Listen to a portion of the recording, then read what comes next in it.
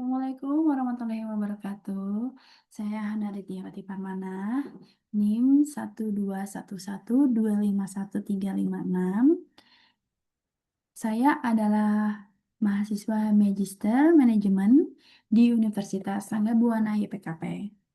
Saat ini saya akan mempresentasikan hasil penelitian analisis fraud, konflik kepentingan, dan budaya organisasi yang terjadi untuk studi kasus di PT Medika Nusantara.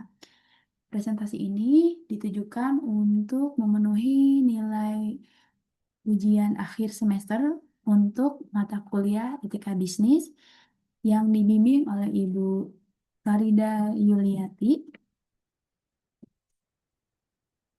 Oke, pertama latar belakangnya adalah eh, dari ada sebuah perusahaan namanya PT Medika Nusantara. PT Medika Nusantara ini adalah perusahaan penyedia alat kesehatan yang selama beberapa tahun ini menjadi pemasok utama bagi sejumlah rumah sakit pemerintah.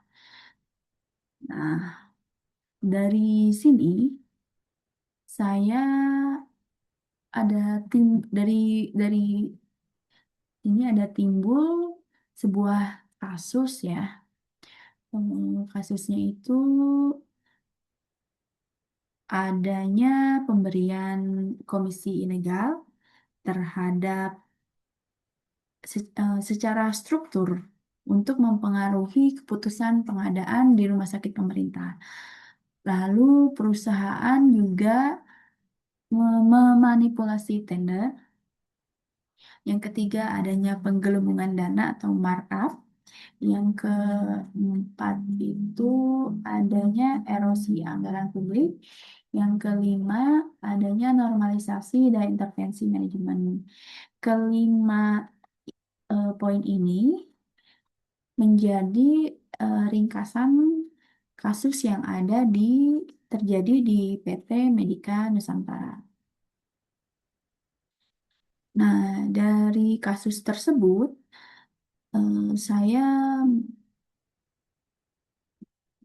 menyimpulkan gitu ya, ada 11 permasalahan etika yang terjadi di PT Medika Nusantara.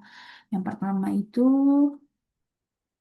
yang pertama etika penyalahgunaan etika ya, pemberian komisi kepada pejabat rumah sakit. Yang kedua itu pengaturan proses tender.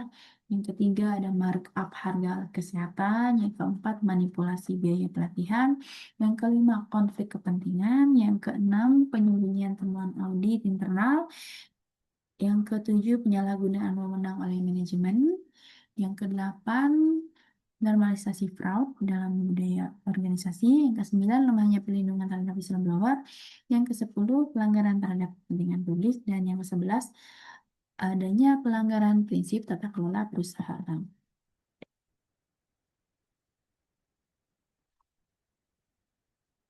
Adanya pelanggaran etika yang dilakukan perusahaan Nusa Medika ini akan menimbulkan atau memicu adanya kecurangan atau fraud.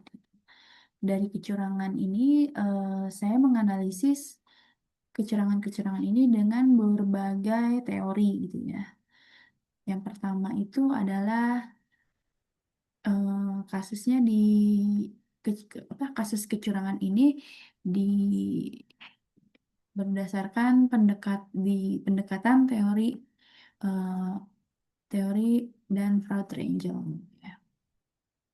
Di mana kecurangan itu tuh bisa terjadi ketika ada tekanan, ketika ada kesempatan, dan ketika ada rasionalisasi.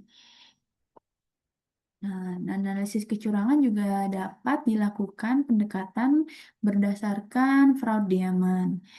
Nah, secara teori pendekatan ini tuh sebenarnya mirip ya dengan sebelumnya, hanya saja ditambahkan dimensi keempat yaitu adanya kemampuan atau capability. Nah, selain analisis kecurangan tadi, dilakukan juga analisis kecurangan berdasarkan kegagalan corporate governance, lalu berdasarkan analisis pelanggaran etika bisnis, lalu juga dilakukan analisis peran whistleblowing system, lalu juga analisis berdasarkan perspektif ISO